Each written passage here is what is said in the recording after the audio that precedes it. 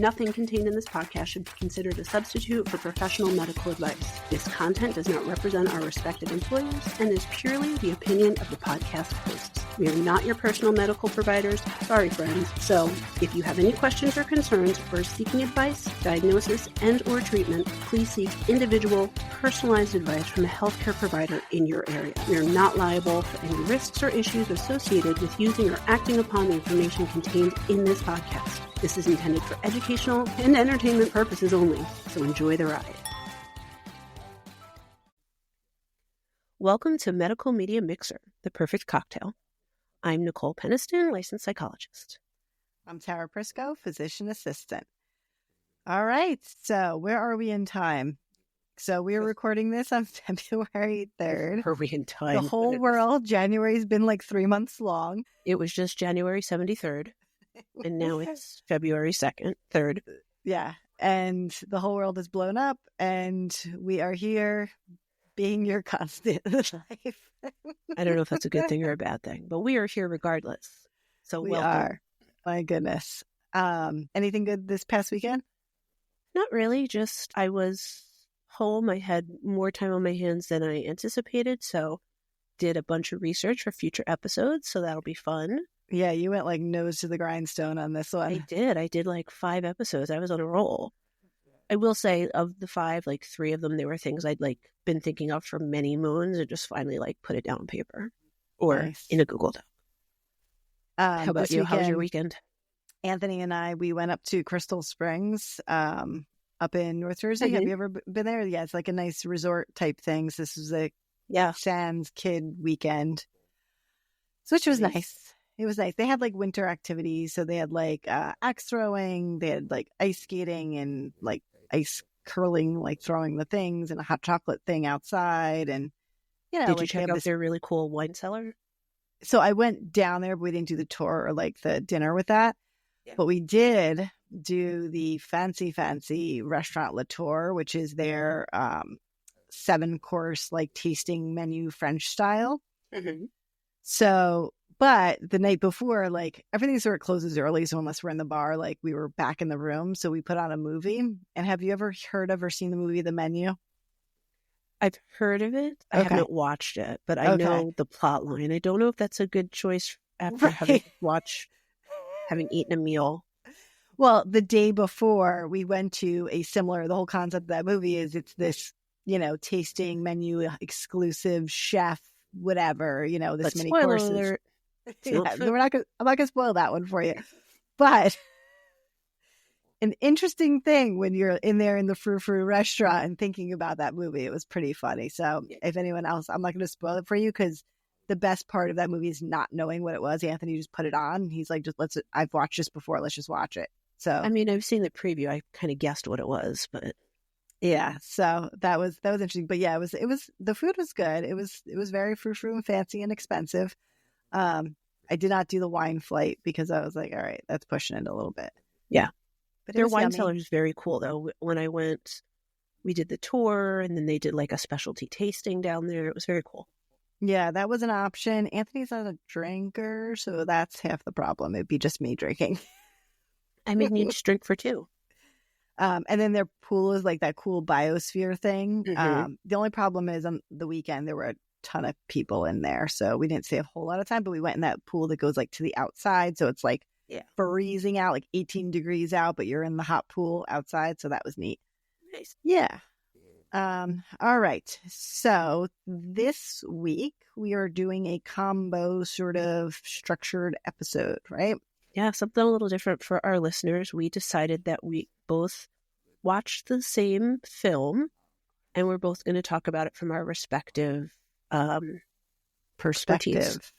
Yes. Respective perspective. I like that. Respective perspective.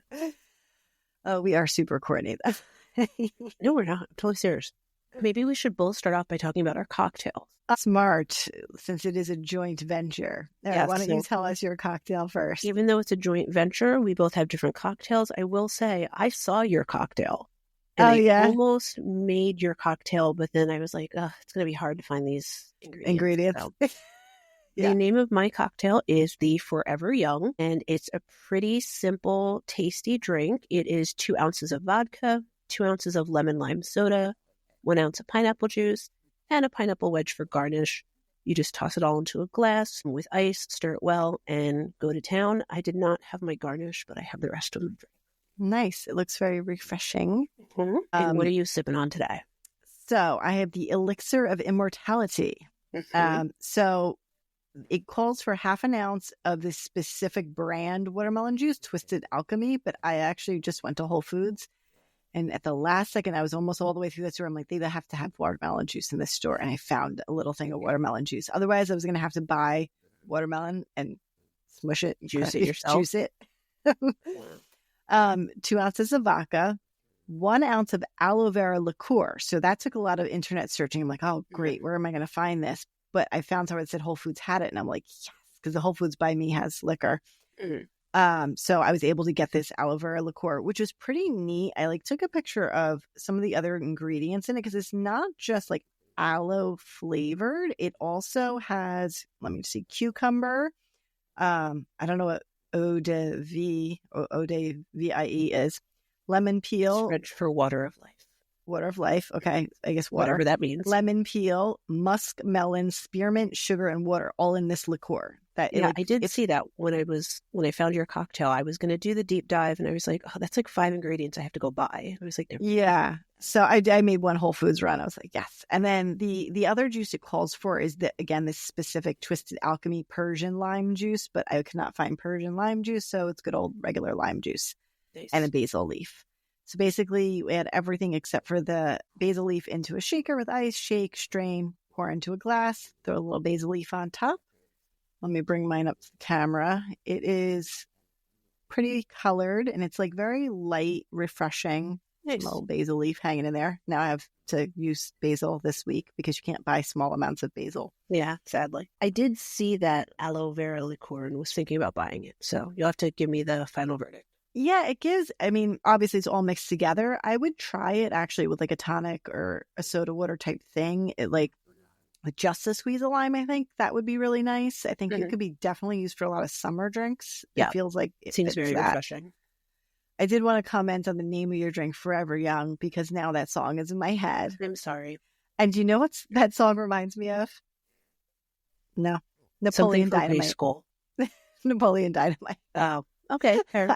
That's it. That is kind of high school era for us. So yeah.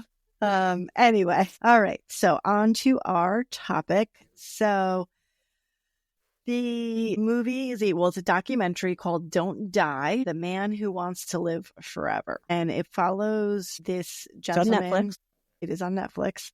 It follows this gentleman, Brian Thompson, who's a self-made millionaire / influencer. So I did see some commentary, I guess, questioning his motives for this and whether it was just about the influencer stuff or whether he really did want to change his life.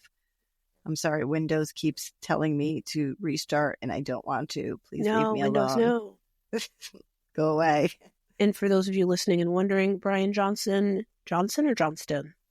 Thompson. Wow, neither of those. Yeah.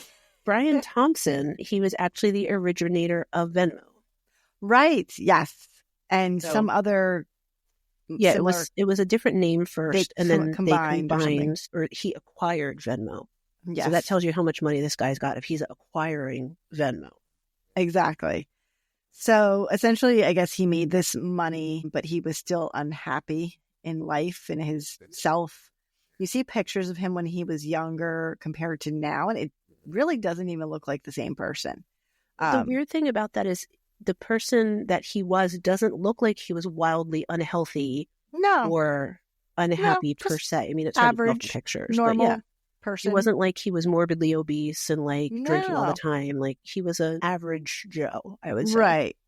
I guess maybe part of what he spoke to was he was kind of always working and not taking care of himself, sort of. So I guess that part of things. Mm-hmm. So basically now, this focuses on this quest to essentially live forever, or maybe not in reality live forever, but to extend his life. Well, at one point he says he wants to live at least 200 years. So that's insanity to me. Yeah. That's lonely. What are you going to do with life? I don't know.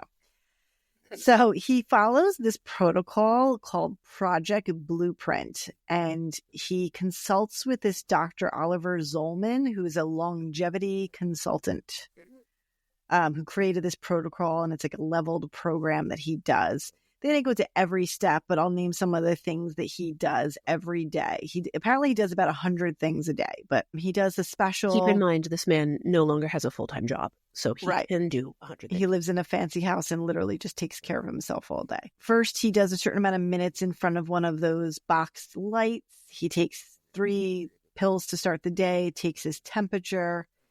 He does something called HRV therapy, something about stimulating the vagus nerve. Not sure really what that is. Then he takes 54 pills of various supplements. As you do. Right. He drinks the Green Giant, which looks like a green smoothie. He puts a special red light cap on his head for hair growth. He works out for an hour. Apparently throughout the day, he eats a few pounds of vegetables. I believe he was vegan. So at this point in the movie, I am wondering, and unless I missed it in my 3 times of watching it, they never actually say how old he is. They just say that he's 40s. How much he's reduced his aging. I'm pretty sure he's in his 40s. I'm sure we could easily figure that out. I'm sure we could Google that, but I feel like in the movie, they never explicitly say when he started this protocol, he was X amount of years old. Right. So, yeah, I guess he claims, I'll finish the rest of the things, but then he claims that he did reverse his biological age by 5.1 years thus far. And he has got a 0.69 rate of aging, whatever So that I'm means. laughing because I Googled it, and the first thing that popped up is 65 years old. There's no way that man's 65 years old. No, he's in his 40s for sure. It's a different Brian Thompson that's 65 years old. He's Bryan. Oh, okay. There you go. He does some sort of audio therapy, which I'm not really sure what that involves. And I remember him saying it's supposed to help with his hearing. Yeah. And then he takes another 34 pills. And he goes to bed every night at 8:30, and he averages exactly 8.34 hours of sleep a night, whatever that means. And he has 100% sleep proficiency. Oh, yes, you are correct. Later, we'll go into the details of some of the standout things in his protocol that he does. You do see him throughout doing also some aesthetic things. So he's doing a laser in his face. You're seeing him get injections. So he's not just improving his physical body, but he is aesthetically changing himself as well.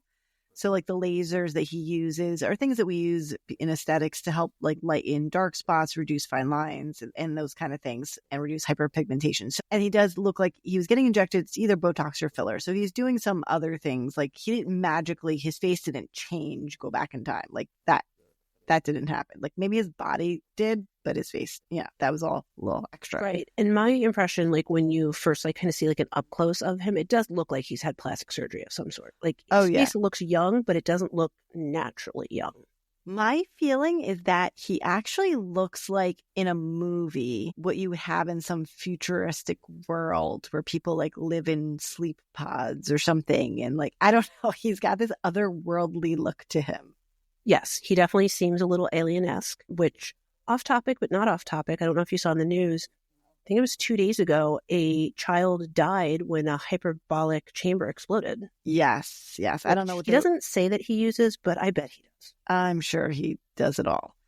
Hyperbolic, sorry. Yeah, hyperbaric. And he's 47 years old. 47. Yeah. So if he reduces himself, he's 42 in theoretic years. Theoretic years. In dog years. Yeah. We're going to make a new scale for him. Yeah. I'm sorry. So they do sort of flash in and out of different parts of his life to give you a little perspective of how he got here. So it showed that basically he was burning the candle at both ends, working, and he had some mental health struggles. He did end up, he had like problems with work-life balance. He had a spiritual crisis where he was a You're just Mormon. reading right off of my notes right now, aren't you? Well, yeah. It's all your notes, my notes are all together, so it's confusing. So he was a Mormon and he was married and he had quite a few children, but he ended up divorcing the wife and then really losing connection with all of his children except for one who recently came to live with him. And that's shown in the documentary. And you think he's about 17 because they're talking about him graduating, going off to college. And he's also following some of these lifestyle changes that his father's doing. So they feature that throughout. And, they do talk about how he does have this big social media sort of presence, and he has basically somebody who curates that for him. He doesn't have like a big company, but he has like an assistant. That girl with the accent, she was kind of fun. I don't know how she got pulled into all this, but she helps him, runs his she needs her own documentary because it's fascinating. Like for a little while I was waiting to like hear that they're dating, and that's why she's doing it. But I know it didn't come up. I know they did talk about him going on a date with somebody at some point, but they talk about his ex, which I will touch on briefly. Yeah, you'll definitely talk about that, like his ex-wife, his ex-girlfriend, problems that he had. And the question I guess is, what he went so extreme, like what did that accomplish? What does that all mean? That you'll definitely get into the psychological end of things. But some of the bigger themes that we'll get into with the specifics is he does some of these big protocols, and one of which is like sort of a bonding experience between his own father, himself, and his son. They do this plasma exchange. So they get on the plasma bus. Right. So each younger person gives their plasma to the next line. So his son gives to him and he gives to his father. We'll get into the details of what that's about. But it was interesting how they weave that in as some sort of bonding thing. His father didn't appear to be on the, super healthy scale. He's just like a average sort of older man. So it's interesting how they weave that in. And toward the end of all of this, you kind of see these extremes he's gone into, but it feels very like he's just in his house by himself doing all this stuff. Like it feels very weird. Like he lives in this big fancy house and people come into him, but he doesn't seem to go out much.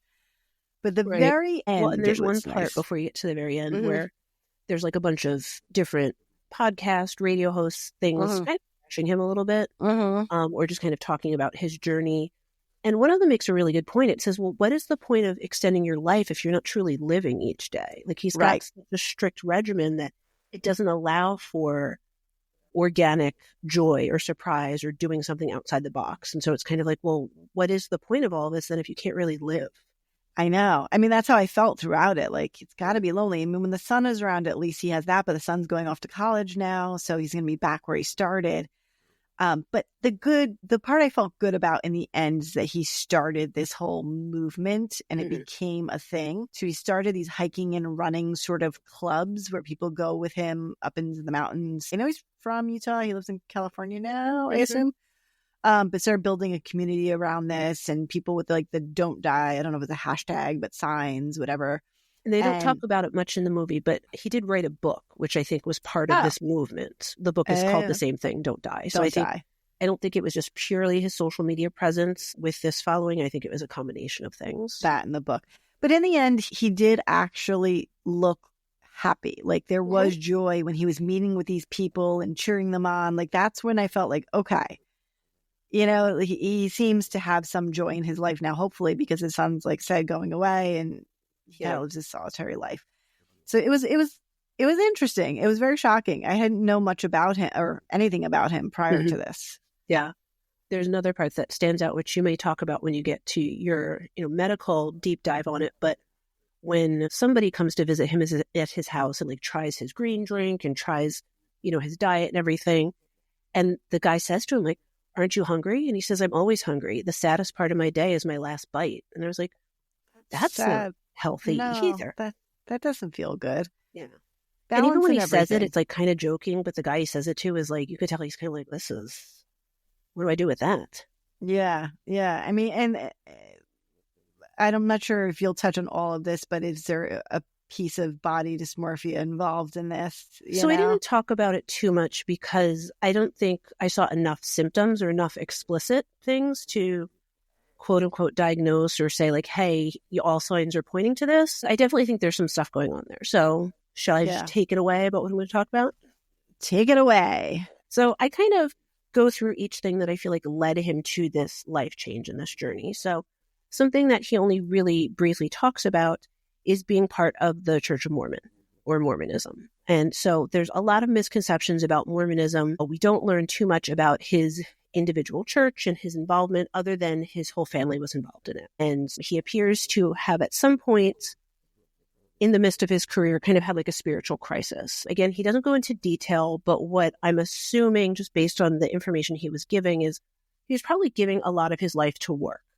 And being a Mormon from the traditional standpoint, it does require a lot of time, a lot of service, a lot of going to church, attending these meetings, being with your other church members. And so he was probably struggling with kind of being pulled in both directions. He doesn't really talk about why he started to have his crisis of faith, but many people do, regardless of what religion they're in. But Mormonism, from what I could find in general, it is a type of Christianity, even though they have their own religious text, the Book of Mormon. But most people largely consider it a type of Christianity. The Church of Latter-day Saints is a type of Mormonism. So not all Mormons are LDS, but all LDS are Mormons, if that makes sense. And then, of course, we're not going to go to this today, but there's that whole offshoot of the polygamy and which that happens more in LDS and not in all LDS, just certain LDS stuff. But I do feel like, and I'm not knocking anybody's religion. Everyone do what makes you happy, kind of a thing, as long as you're not hurting anyone. But my impression as an outsider is that it's fairly restrictive. So there are certain things that are blatantly restrictive. So they do have to engage in missionary work, which many religions do. So that's not unusual. But they have very strict rules about abstinence from coffee, from alcohol, from premarital sex. And historically, they had been against people of questioning their sexuality and of other races. So in the past, originally, Mormonism was strictly for white members, for heterosexual members. It seems like there is some progression moving away from that, but I think it really, much like any other religion, depends on the individual church you're in and how strict they are. But they have been known, I believe it wasn't until the late 1970s that they allow African American members in the Church of Mormonism. But the whole thing is, I'm basing this on the Broadway show Book of Mormon, which I did not see, so I don't know. Oh my God, it's the best. Yeah, I don't know if it's still running, but it's amazing. But they go to Africa to convert people. So that's part of missionary work, is you're going to go to other places. And that's missionary work for any religion. But I'm saying missionary work, but people. We want you to believe it, but you can't be in it because your color. Right. Yeah. But you know what? I mean, not to knock all the religions, but in the Catholic religion, Christian religions, we've done the same thing where we've gone to other countries. Oh, yeah. Tried to convert people, but then necessarily it was more like a colonialism sort of thing. Oh, yeah. Yep. It can get real messy and dirty, and that's not what we're here to talk about today. Nope. And again, in this documentary, he doesn't speak ill of being a Mormon at all. No. He just kind of says that he was at this point in his life where the church really wasn't for him for whatever reason. And that was really difficult for him because his family was so enmeshed in the church. And that is something that is very common in Mormonism, in LDS, is that, your whole family is involved in it. Everyone your whole community is there. And when you choose to walk away from that, you're walking away from all of these social connections as well, which can be really painful for a lot of people. And so I think that was kind of the beginning of these crises that he seemed to have kind of one after another. The spiritual crisis of not necessarily belonging or identifying with those church values anymore, but then in stepping away and trying to find his own way, losing his community, losing his family, losing his children, and essentially having kind of like a midlife crisis. I don't think they say exactly how long ago it's been since he left the church, but it's been long enough that he's missed a large chunk of his children's lives, his children growing up and things like that. He also doesn't say exactly when his divorce happened, but my feeling was it probably happened in the midst of him leaving the church. I'm sure that was maybe the final straw, if not a big part of it. He did say that he worked a lot, so I'm sure he wasn't always home for his children and his wife, which can cause a lot of tension and difficulty, especially because I believe they have 4 children. Right. I believe there were 4, but just the one he has the relationship with now. And so whatever the details may be, which honestly are none of our business, even though he did a documentary, it's your life. People, it's his life. But he was going through some sort of spiritual crisis, definitely difficulty with a work-life balance, which he does talk about a bit more. And there's going to be a bunch of links in the show notes. One, just the basics of what Mormonism is. I really like it because it's an article from CNN, so it kind of takes out any judgments and it's just factual. Like, the Mormon church says this, they do this, they don't do this. So I like it because it gives you an unbiased, just kind of info graphic essentially on what being a Mormon is. And then I added some stuff in there about this is not an actual diagnosis, but spiritual depression. So that's when you go through some sort of spiritual crisis, awakening, a shift from what you've been raised as, and then the difficulty that you have after that, kind of managing your life being totally different or your view on life being totally different. And in this one article, they say that it's kind of akin to people who have like a near-death experience where all of a sudden your worldview is wildly shifted and other people just don't get it because they haven't had that shift in their mindset. This is typically more of a sudden, I guess, change. So it can be sudden or it can be gradual. I think probably more people, and this is just an assumption, but I'm thinking more people, it might be gradual. You know, you start to question things that your church is teaching or question practices, and then maybe start to explore a little where I think other people, maybe if something tragic happens or something abusive happens, maybe then it's, you know, flipping a switch. And everybody, you know, they come to question their spirituality in different ways and different reasons. It doesn't always have to be traumatic. It could just be like, hey, I just, you know, met this really cool guy. They're not the same religion as me, and I think he's cool. So maybe I need to start looking out there. Yeah, it's interesting. This is just on and off topic, but like growing up Catholic school our whole lives. Yep. Well, I actually didn't go to Catholic school my whole life. I didn't start Catholic school till 5th grade. Oh, so that was an unusual shift for me. Wasn't that Catholic? Yeah, that was 5th grade. That was my first year in Catholic school. I thought, for some reason I thought it was like that and then St. Joe's. But, you know, bottom line is like that sort of envelops like sort of, and then we went to Catholic high school, which was pretty, our high school was progressive. Progressive. Yeah, I was going to say liberal, but that's not the right word, progressive compared to others. And so I just never really pictured my life any other way because we were raised in this tradition. My family, I think a lot of people feel that way. Right. Like it was more about a tradition for me and sort of just like these rites that you go through. And that's why we got married in the Catholic Church, but we have not raised our children religious. Right. So it's an interesting thing. It was more about tradition and patterns and things you do for me than it was that. So that was not necessarily a crisis by any means as far as it was just like dwindling out of that being part of my everyday life.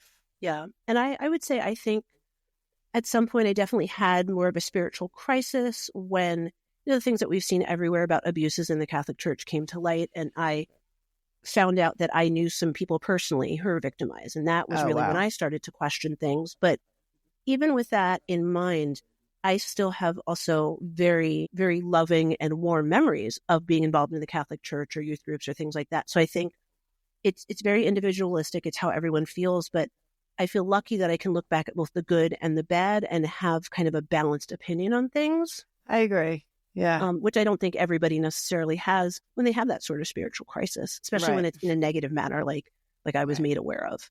Right. So I don't want to take too much time up on that. So work-life balance, like you alluded to, he kind of throws off this statement that, you know, he was working more hours than he was at home or sleeping. And this part, I just kind of laughed a little because it made me think that he really is kind of out of touch with the average Joe out there. But he's like, oh, well, CEOs, we have to work all these hours. I'm like, I know people who wash floors who work like 80 hours a week. Like, you're not alone, sir. Like, it's not a rich man problem. I think it's part of our society, you know, this. It is working to live, not living, living to work, not working to live. And there's a lot of factors to it. But he clearly had an imbalance in his work and life. And he talks about how that was really making him feel depressed, making him feel suicidal. And then there's a really interesting study that I put in the show notes. I believe it's from, basically talks about the negative effects of work-life balance, which everyone knows happens, but there's actually studies specific to what happens when you're working too much and not having enough downtime or enough rest. And some of the major things can be heart disease, anxiety, depression, suicidal thoughts, poor health because you're not eating right, you're not exercising. So, you know, working too much, whether or not we can control it, it definitely impacts our bodies and our minds. So it sounds like he was really struggling with that. I would not be surprised if he was in such a position where he could choose his own hours and was choosing to work more, maybe for the greater good of his company. You know, it could have been for very good reasons, but it was really catching up with him quickly and making him feel quite low. So that's Work-life balance, I don't feel like that's rocket science. Everybody gets it. You work too much, you're going to be miserable. Right. Suicidal ideation. Again, I don't feel like I need to go in detail. Everybody knows what that is. It's when you have thoughts about suicide, about death. And he is very frank about having those thoughts and wanting to die. He doesn't talk about any specific plans or intention, but definitely he was in a very, very low spot and he didn't want to be there. Which I think that is not talked about enough in the documentary. That he was so low that he felt that way, but he wanted to fight back. Right. And I wonder if some of that energy, some of that passion that he used to kind of pull himself up out of that black hole is what's motivating him now because he's afraid of getting back there. I mean, right. So we can criticize the extremity of like how extreme things are, but it's true. Like we don't know what he felt, and if this is what it needed, like you said, to pull him out and to keep pushing him forward, then that's what he needed. Yeah. And he said he was feeling that low for several years. So, I do want to say it's commendable for him to move through that struggle for years and then be able to turn his life around. Do I think maybe he overcorrected a little? Probably. But, he didn't end up taking his life, which I think so many people don't realize that it's not an easy decision and it's not something that most people are happy to do. If you're at that point where you're thinking about killing yourself, you're not a happy person. No, and all the repercussions that would come along with that for his family and his children. So I think it maybe this isn't the most slightly dysfunctional, but it's still a much, much, much better choice. Absolutely. And so then I'm glad that you brought up his family, because I think one of the things that stood out to me most in the documentary was his relationship with his son, Talmadge.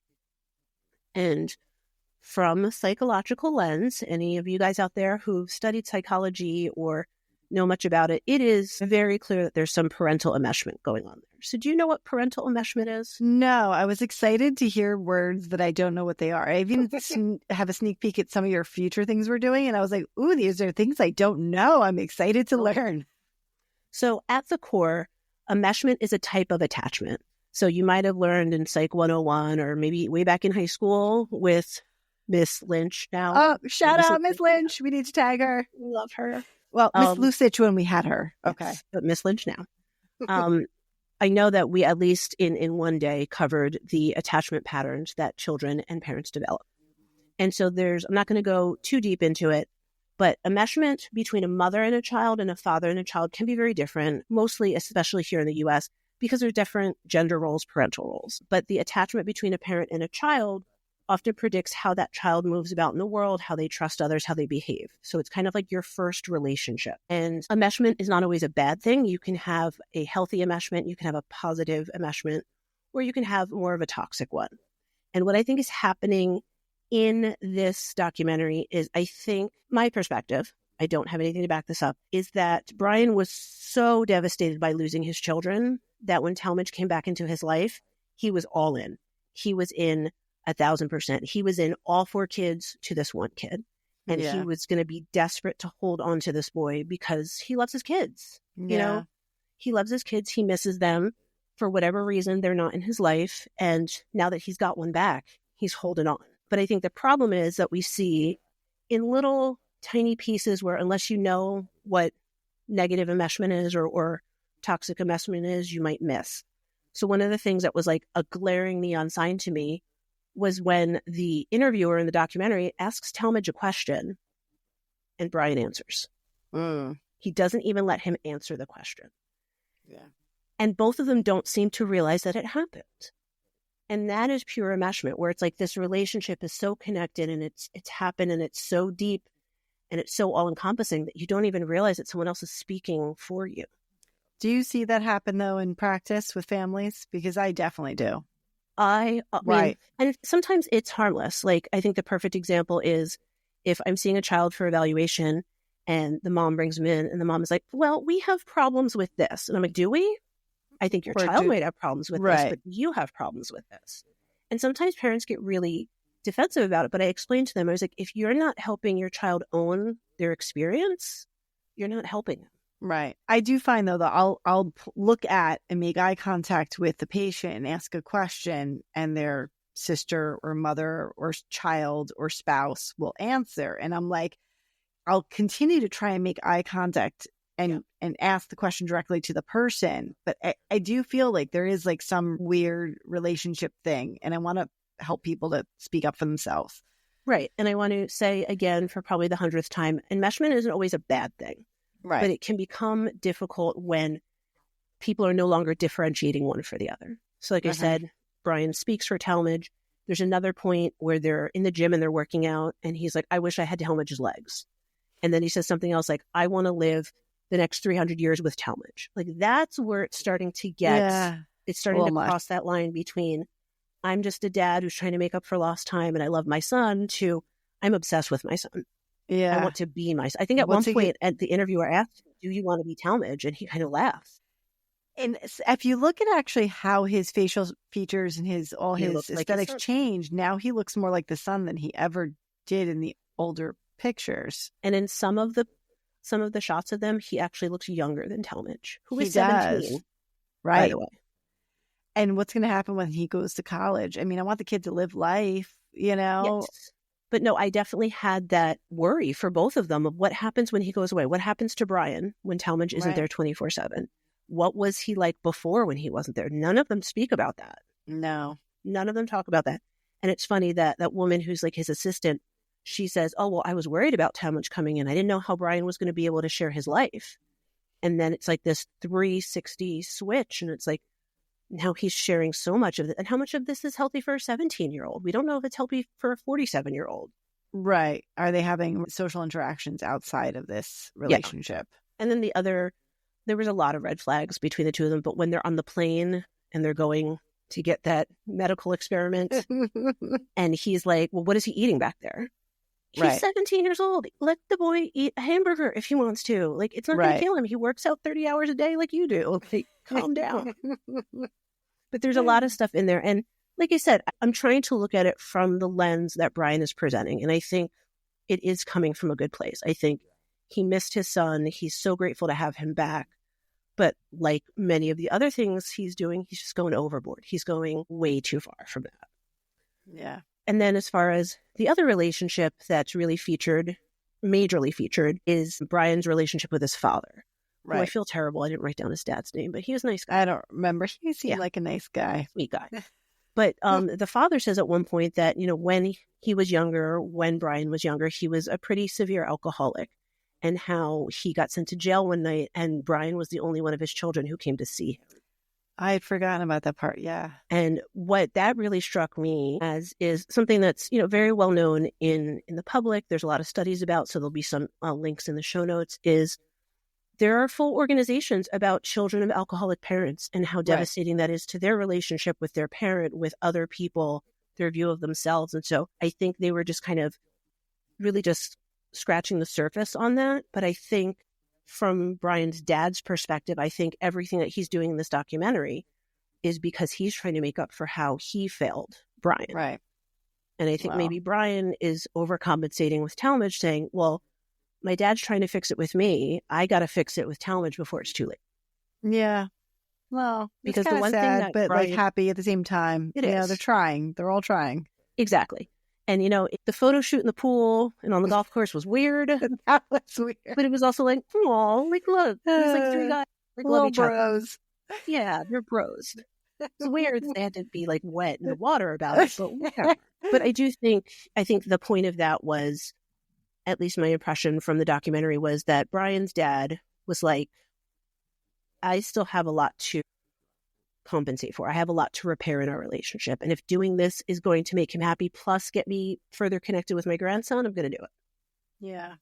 Which, you know what? I feel like I don't think the documentary gave it enough justice, but in our society, men don't always necessarily embrace their emotions like that, especially love for each other. So I thought that was a really sweet moment for the three of them. Yeah, it was cute. Even though they're exchanging plasma.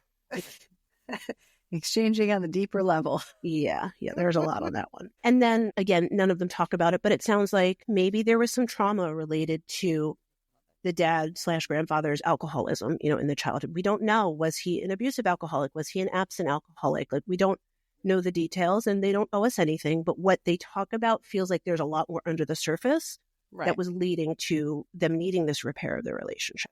And then, because I don't want to talk forever, just two other points. We know based on his own self-report, Brian's not the best with relationships. Yeah. So what they glaze over, and I wanted so much more information because, I love good gossip. I want to know what happened with this ex-girlfriend. Yes. Who then had cancer, and then he got rid of her because she was like zero profit or something. Oh, yeah. I was like, what does that mean? Like, where did that come? Did he actually say that, or was that like a misquote? Did he pay for something with her treatment? So what they said was that when they got together, I don't think they were engaged, but it sounded like they were very, very serious. And he basically was paying for her entire lifestyle. And then she got sick. And he said that he would pay for her treatment, but that they would no longer be in a relationship. And then, these podcasters, radio hosts are then kind of making assumptions about why that split happened. But apparently there was a court case about it. So, right. I think for him to continue to pay for her lifestyle. No, to pay for her treatment. Her treatments. Yeah. Okay.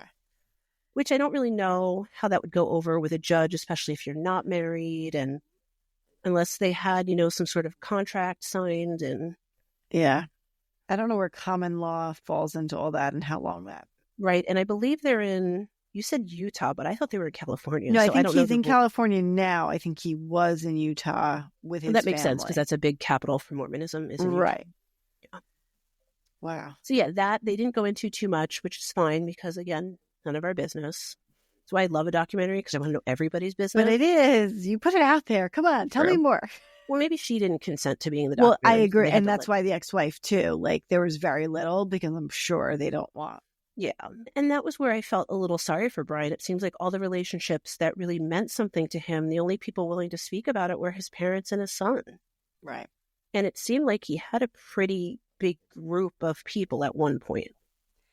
I guess through his work life and all that, building the companies. Yeah, it seemed like, and through his church at that time, obviously. But yeah, that's all gone. Yeah. And so I do think that something at the one point when he was talking about how he was messaging on like Tinder or whatever with this new girl and he like warned her what she was getting into. I have nothing to back this up, but it was just the way that he spoke about it. I was like, he doesn't know how to have a relationship. No. It just felt very like business transactional. Yeah. He's like, I told her, what she's in for. And even his son said something like, well, good luck with that. Like, that's not going to work out. Right. So. But I think that goes back to what I was alluding to before, is if he is so dedicated with this Project Blueprint and his body and his... Something I'm not even going to go into because I could not. But the line he says about how the brain is dead. The mind is dead. And the mind doesn't exist. And that's how he's able to focus on his body, is by ignoring his mind. What does that mean, though? What's the point? And we know that we can't separate the mind or the brain from the body. They are inherently connected. Absolutely. But I feel like in turning off his mind, per se, he's not really shutting off emotions, because you see how connected he is to his son. You see how connected he is to the cause, to meeting these new people. So have you really turned your mind off, or do you just tell yourself that to make it easier when your mind says, I want a fucking cheeseburger, and then you're like, no, let me turn my mind off. Because he makes early on, he says something about how everything negative that we do to ourselves is controlled by our mind. Yeah. Which there is some merit to that. But then he also made that comment about how when you drive to work, you pass 6 fast food places. Like, yeah, but my mind didn't create those 6 fast food places. Right. They exist. That's a societal thing. Yeah. So, I don't know. Yeah, I wasn't going down. And then the last thing I was going to talk about, because I was sure that you were going to ask about it, was the idea of an addictive personality. Yes. So there's a lot of controversy in the field about it. People who are true believers in addiction and addiction medicine and healing from addiction say that there is no such thing as an addictive personality. There's no such thing as a replacement addiction. But in real life, we know that we see it happen with people. Yeah. And it doesn't always have to be a negative addiction. I mean, you and I both know people who maybe haven't taken the best care of themselves and then kind of go overboard the other way, much like Brian did, not to the extent that he does. And I've seen it, sometimes you need to do that reckoning and say, okay, I don't like where I'm at. I need to fix things. But then it becomes an obsession, or it becomes an addiction, or something like that. And I think it happens to enough people out there that we can't say it doesn't happen. Yeah, I mean, it seems to me like it's replacing something. It makes sense to me. I can picture and I can come up with examples in my head of other people I've seen do something similar. And or even like negative things. Like there's like the old joke that like everybody in AA either smokes or drinks coffee. Yeah, because those are replacements for the addiction for the negative, the more negative substance. Absolutely. Like I'll even talk to patients like, all right, you've stopped drinking or you've stopped using opioids. Yes, we'll talk about your cigarettes, but I'm not going to harp on this right now because you've already done a lot of work. And that's what they say in the treatment facilities is like, if that's the worst that you're doing, that's so much better than where you were. Sometimes we almost foster these replacement addictions. But for me, it's proving that there is something chemically in the brain that is wanting more and more and more and an obsession with something. And then you just find the thing that fits for you. For some of us. And we see, well, and that would make sense. It's exercise. For some of us, it's drug. You know, it happens to so many people. And we know that these things are genetic. We absolutely see that. Obviously, the father with his alcoholism, like this could be a different version of that. Obviously, a much more healthy version, but is it detrimental to his mental health or not? You know, this jury's still out. But yeah. I will say the one like main kind of controversy in the field is that when someone has an addiction to, say, opioids, there is no replacement for an opioid. Right. So they're like, well, then there's no replacement addiction. But maybe having that, I don't want to say stability, having something to rely on to help you through something. So now you're not using opioids, but now you're smoking cigarettes.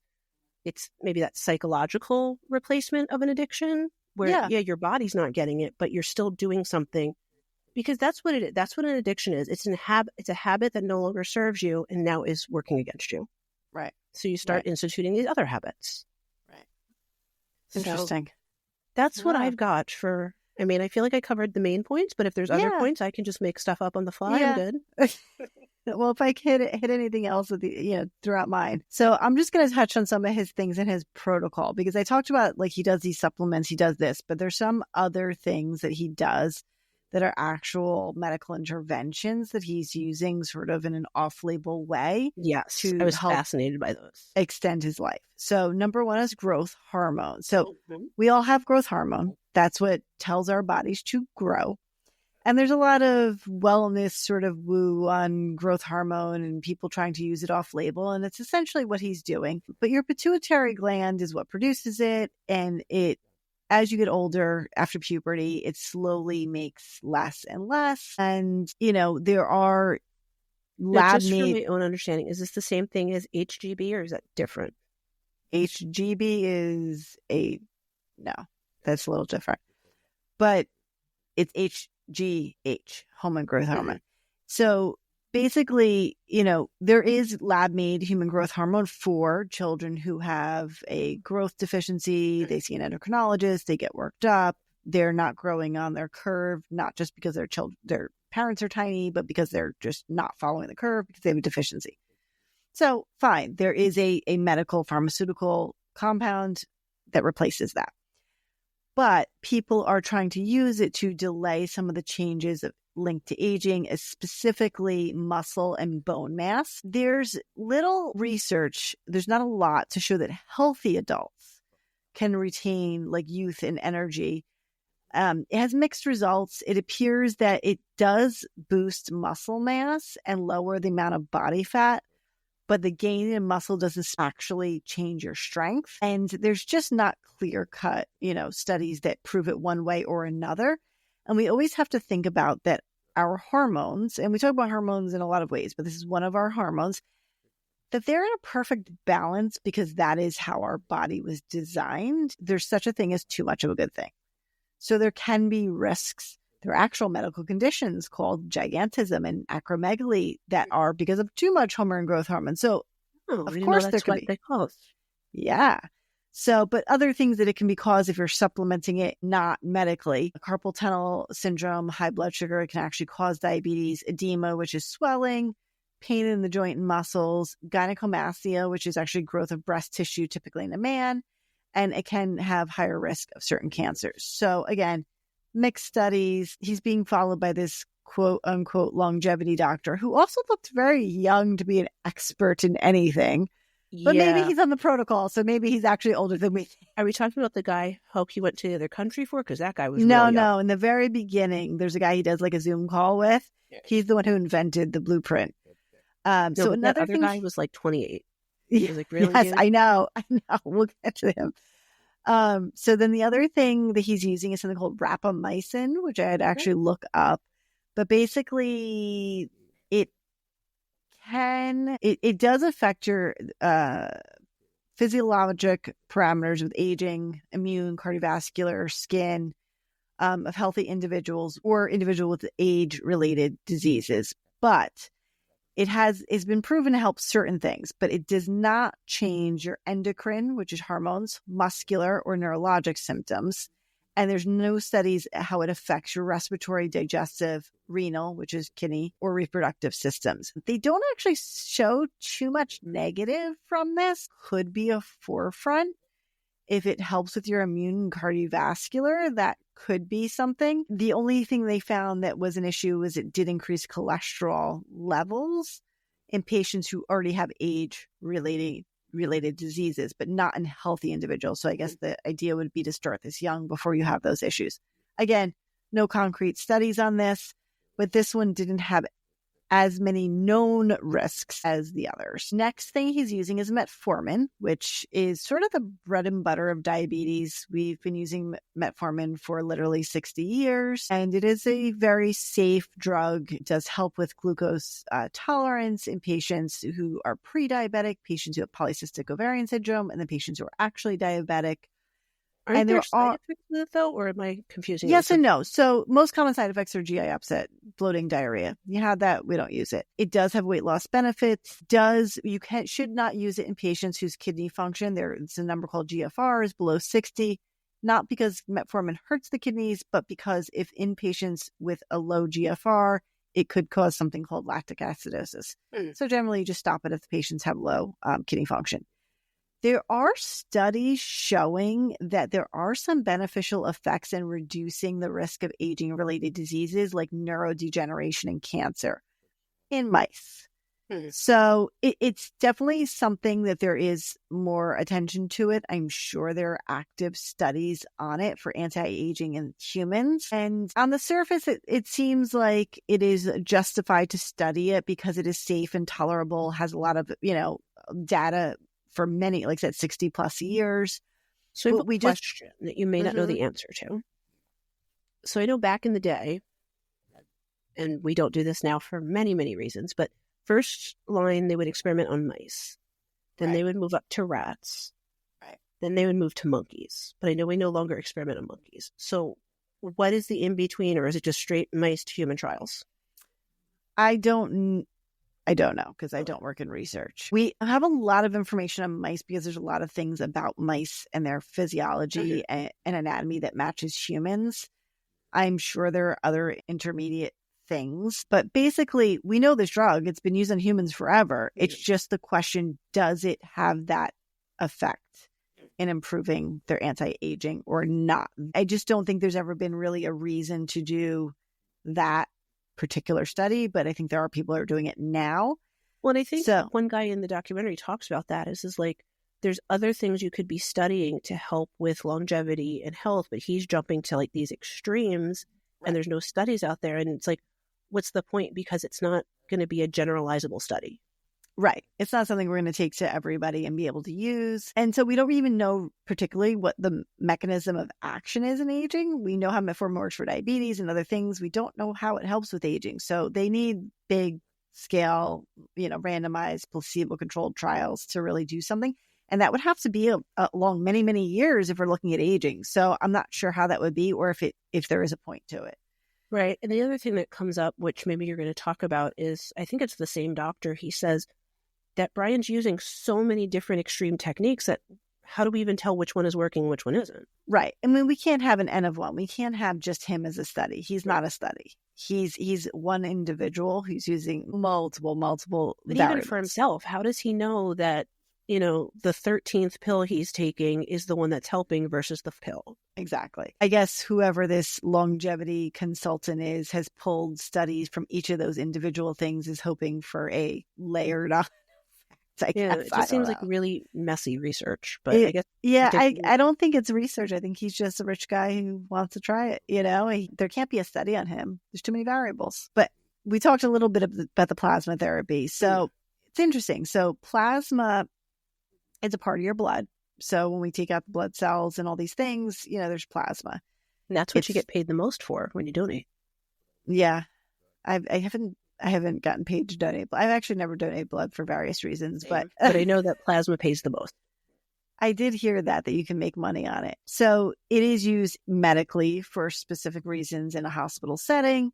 It is also used topically in aesthetics and joint injections. But the IV infusion is of a younger donor is what he's doing. So there are animals. I was going to say, they went in depth on that one with the mice, and they showed how they literally sewed the two mice together. Where did he fly to? He flew to somewhere to have this done. A special island that is a republic that has its own name. Yeah. Called it was Regenera or some weird name like that.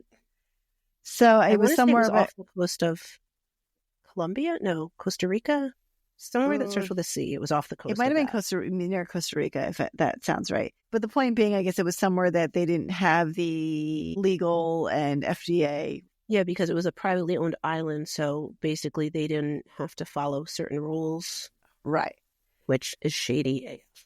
Right. So, plasma is like I said, the acellular, no cell component of blood. And there are some studies that show that aging is malleable and it can restore some function in old animals.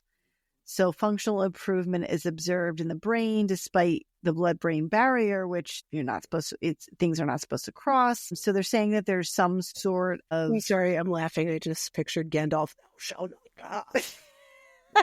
The blood-brain barrier. Sorry. That is the blood-brain barrier. It is pretty much like if something crosses it, it's not good. I mean, drugs cross it, but infection, bacteria, viruses, we don't want those. I mean, alcohol crosses it. So, I mean, I guess we're promoting. I think that's why I thought of it just now. I think this alcohol crossed it. But basically, they're saying that maybe its effect on the periphery of your body maybe impacts centrally, but they're not, again, really sure. There's no clinical proven benefit that the plasma of a young donor prevents aging, memory loss. And this was that really bizarre picture they showed where they sewed the baby mouse to the grown-up mouse. Right? Yeah. I'm thinking of the right part. Yes. I forgot about that. I'm thinking of blocking things out.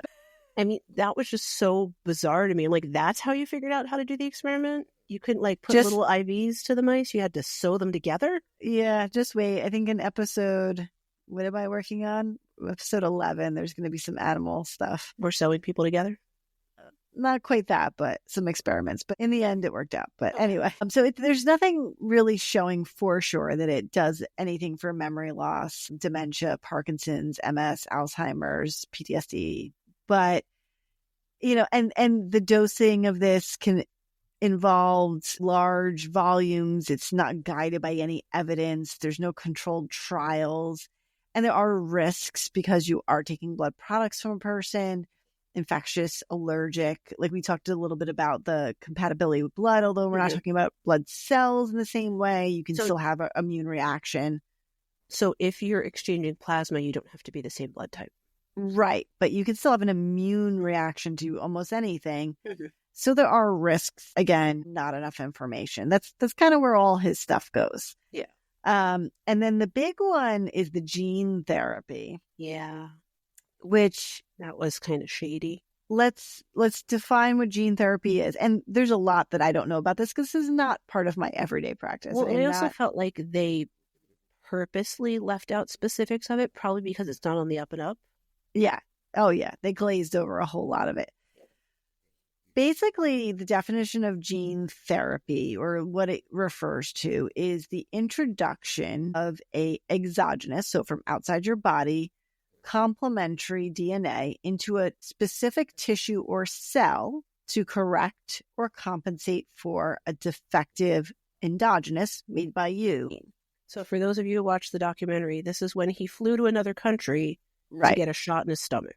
Yes, exactly. So there is advancing gene therapy in certain cancers, in certain immunologic issues. I mean, there's definitely research. It's a forefront of research. But the goal is to modify the genetic information responsible for a disease. So it types of gene therapy, there's a couple different ways. So that's a very general term. Gene replacement was the original strategy, which refers to replacing a pathogenic, so bad gene with a copy of a healthy gene.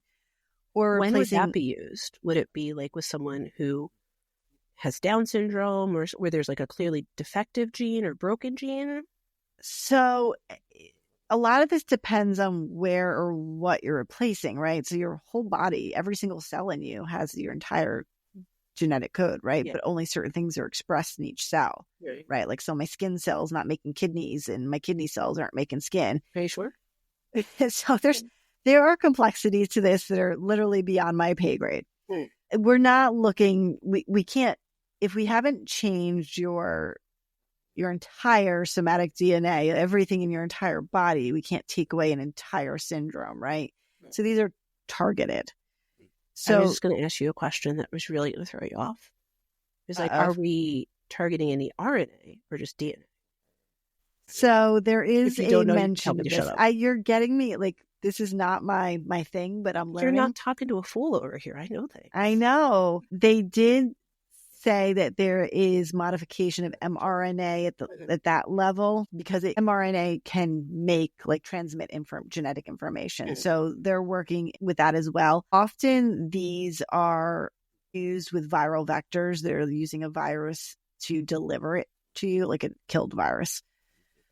The other big thing you've probably heard about is CRISPR, CRISPR. So really, that's like the big word in DNA now, Okay. All us DNA people. That's what I get for throwing out RNA. It's an alternative to overriding the expression of the disease-causing gene. Basically, it is to directly eliminate the effect by altering...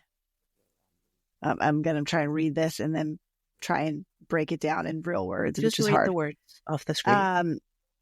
So it's basically trying to produce precise on-target mutations or small things at the genomic level. So inserting a healthy or modified sequence and revising and taking away the bad sequence. So that's, again, that is not my field. There's the only thing I can think of is in, like, if someone has like XXY, like getting rid of the additional X. But I don't even think that is because... Right. Again, that's... gender chromosomes are different than the others. We're talking way down in like one little line on that little chromosome. So maybe more of like, if someone has a genetic predisposition for insomnia, this kind of treatment might get rid of that predisposition, which may not have been expressed to begin with.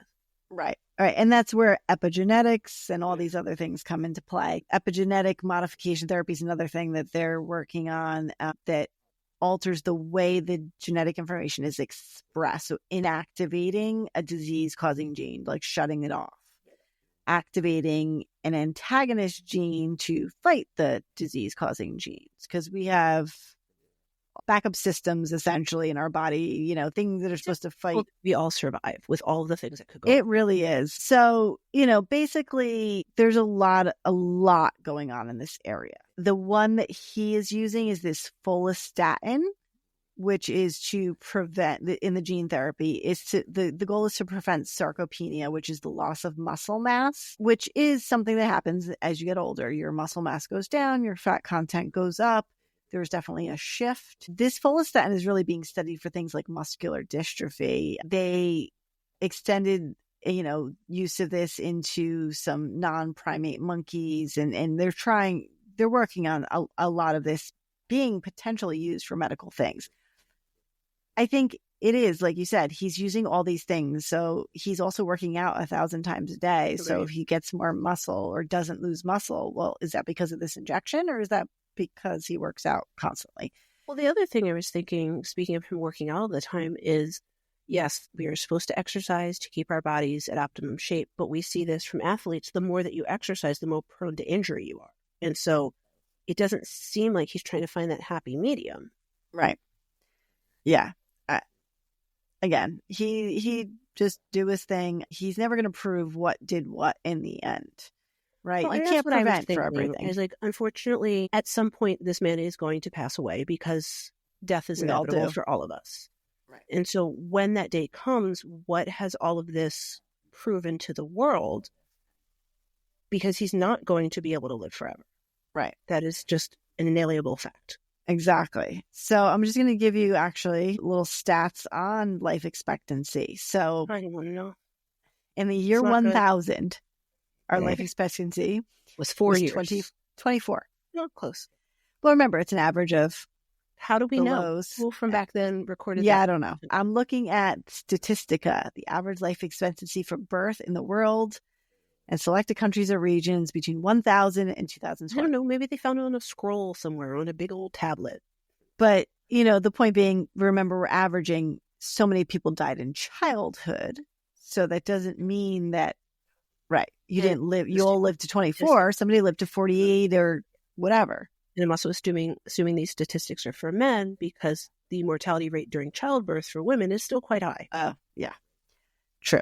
And then they start to break off into more developed countries versus less developed countries. And that sort of splits in the 1800s. And it goes up to 36 in 1900, 46. 1950, it was 64.83 in developed countries. 1999, it went up to 75.6. And in 2020, I guess pre-COVID, I'm assuming 79.24 in developed countries. So I guess those statistics are on his side. Like, we are living longer anyway. Exactly. We're living longer because of better access to food, better health care, immunizations, children making it past 1 year old, women not dying in childbirth. I mean, there's a lot of factors that go into this. So, I mean, between 1999 and 2020, it jumped like almost 4.5 years. That's but like you said, with fairly COVID, short period of how time. far back did that slide? Right. Yeah. I mean, I'm sure that statistically moved things back, but in general, because we live in this developed world and have all these access to things, it's going up. Yeah. I just heard a statistic, and I'm probably quoting it wrong, so forgive me, everyone, but I was doing this training and they were saying that after COVID, the average life expectancy for African American males decreased by 4.1 years due to COVID. Oh, wow. So it's like, so if that's just one race of one gender, how is that impacting everyone? Like, clearly we know that there's disparities in healthcare, and so that was why that was being cited. But yeah, if that's just one person, what about Hispanic women? What about Asian transgender people? Like, how is that affecting everyone as a whole? And do we even have those? I'm going to make a comment here. This might get rid of some of our listeners, but I don't think so. I think our people are like-minded. Well, they're no longer tracking that in the CDC, so we'll never know. But we don't agree with that. Let's just leave it at that. We don't agree with that. We're just acknowledging that is something that is happening in the world. Right. Yeah. I mean, unfortunately.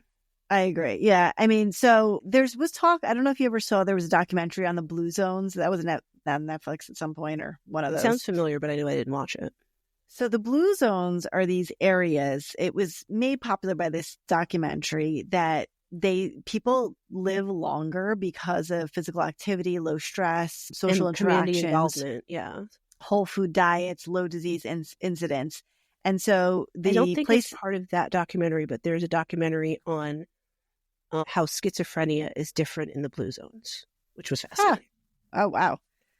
So the blue zones that we currently have identified is Okinawa, Japan, Sardinia, Italy, Nicoya, Costa Rica, Icaria, Greece, and Loma Linda, California, which is an interesting one. Ironic. Isn't that right in the Silicon Valley? Yeah. So they're questioning Okinawa now because there was a steep decline in longevity there. I wonder maybe that I wrote it somewhere. I don't remember why. What happened? Look. I remember I read it, but I don't remember why.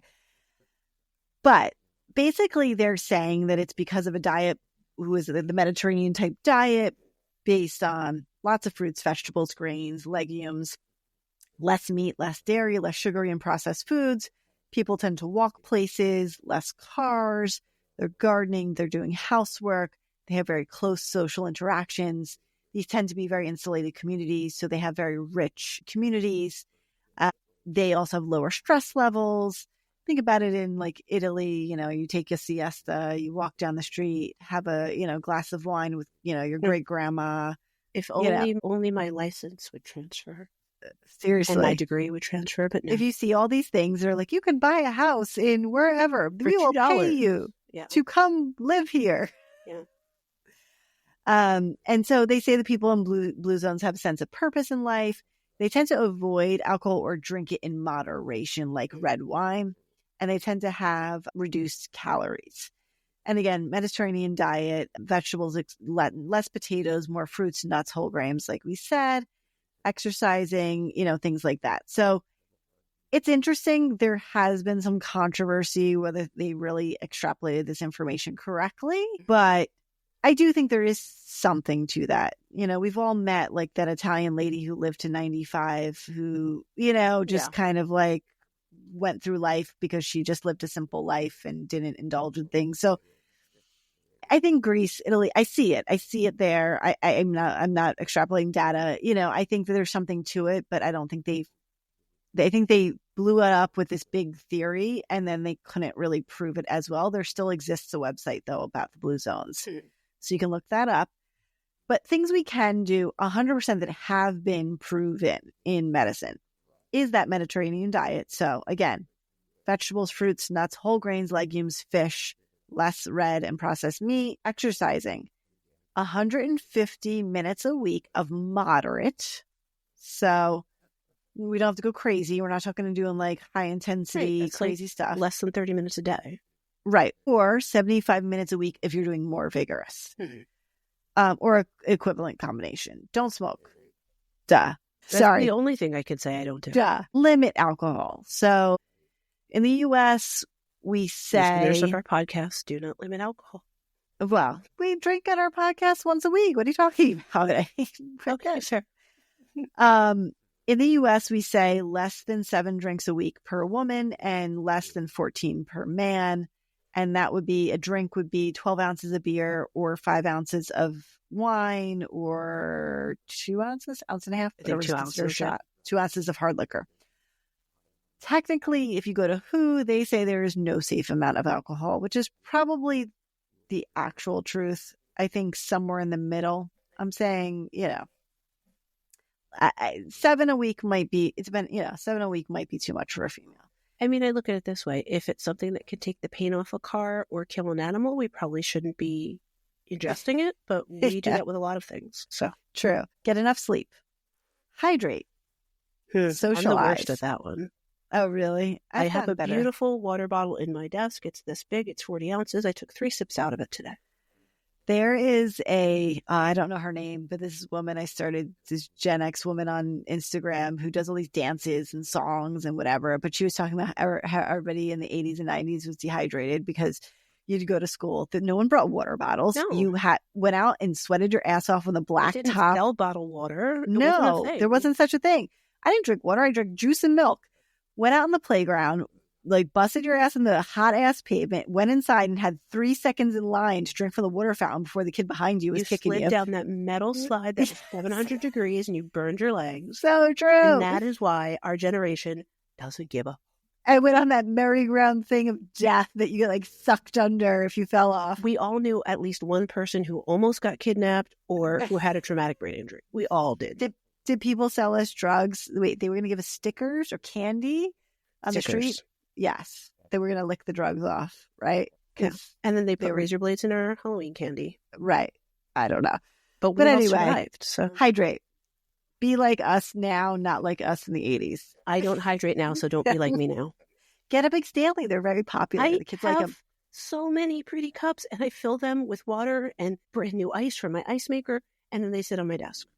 Apparently Stanleys are out, though. Owalas are in. Yeah. I can't keep up with water bottle culture.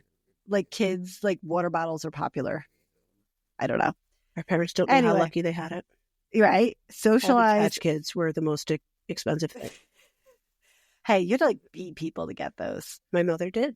Yeah, I had like first year. I think we still have her. I took her from my mom. She's in my basement somewhere. Oh no, I gave them to one of the kids, I think.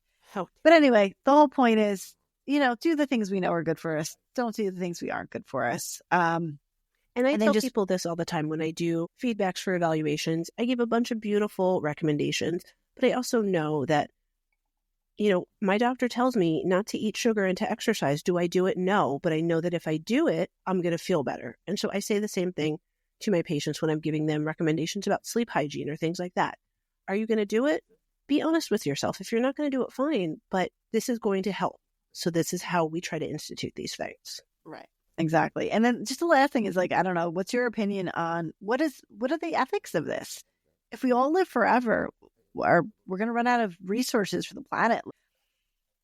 Okay. I'm not thinking of ethics. I'm thinking about the sci-fi fantasy question that is always in my mind is, if I was a vampire and lived forever, what would I do with myself? Right. I mean, I'd read all the books in the library, and then I'd be mad because I read all the books in the library. I'd see every movie ever made. All of my friends would be dead. If I got hungry, I had to kill somebody else. It's not a life.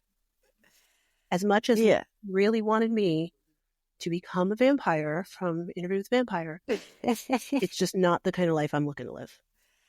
Yeah, I mean, and also the financial disparity. Obviously, this isn't accessible for every single person. So this is only accessible to these Silicon Valley billionaires. And so they get to live forever and we don't. Well, and the other thing, I mean, this is kind of a tangent, but not really. We see these movies and films and books about people who age backwards or who live forever. And the moral of every single one of those stories is that they're just unhappy. They're not living a fulfilled life. I didn't ever see that Brad Pitt, Benjamin. I didn't see Benjamin Button, but I did see The Age of Adeline with Blake Lively. See, I can't believe we didn't see Benjamin Button. I feel like you would have, but no. So, I mean, he lives a long time and ages backwards, apparently.